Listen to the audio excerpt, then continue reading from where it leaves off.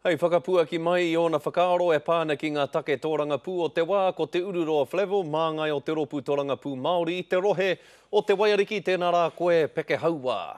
Kia ora wātu Ngāti Whakaue.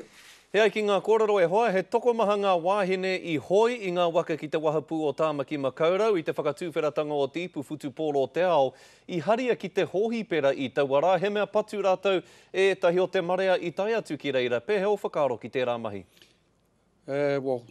Tōna mutunga mai kei te aro hātu ki a rātai.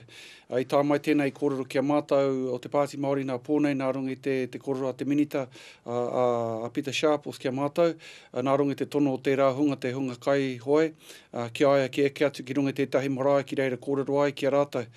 I oho rere, i tūmeke tonu tana ki te ngātu i te āhuatanga o enei mea i pā atu ki a rātou katoa. Hari te mea ki te wahine tōna kotahi, ngari ara me ki ngā kaihoi. No reira kei te tino arohātua nā koenei mātou i tuku i tētahi kōrero ki te ki Aotearoa, kia matāra tātou, kia kaue waihoa mā enei āhuatanga rori nei e whakapōrere ko te āhuatanga o te whakātu o ngā taonga o te ao Māori ki te ao. Me te ahuenei ka whāie e koutou tēnei take kia puta he whakamārama? Pēnei tā koutou kairi po te kōrero nei, kua kōrero te minita mō ngā take Māori a Peter Sharples ki ngā minita mo te kapu o te ao ki te pirimi anō hoki, me te noho āwangawanga nei mō tēnei āhuatanga, te tikanga ia ko rongo ngā taringa ki te tino pūtaki o tēnei nawe o mātou o tira o ngā kaihoi, te tikanga ia ka whakatikahia i mō te paunga o tēnei o ngā whakataetainui. John, ki me tana kōrero Māori i te timatanga o te ipu Futu Pōro o te ao, kuare ki te reo, kiriweti ki te reo, kaikiri rānei ki te reo. Nā mea katoa rānei. Hara, ko ki te tātou, kei te āhua rata ia ki te hia ki te kōrero i te reo Māori, kāre te mōhio hea i kore ai. Ai mahi pērā.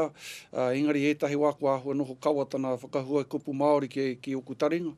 Hoi anō, me ki waiho tērā ki te taha, ko te mea nui ko kitea mai ai, ko te ātāhu o te ao Māori, ko noho whakahihi tātou rā ki te āhuatanga o tērā whakaari, i puta ki te ao, i reira i kitea mai ai te ātāhu o te ao Māori. Tērā pe me whakanui te āhuatanga o tērā kaupapa, kaua ko tērā hapa o te pirimia.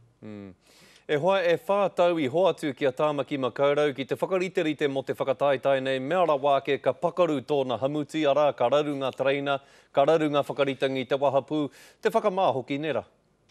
Hara, kei te tika tau, ko nei pēr i puta te kōrero ohorere nei i ngā tata nei.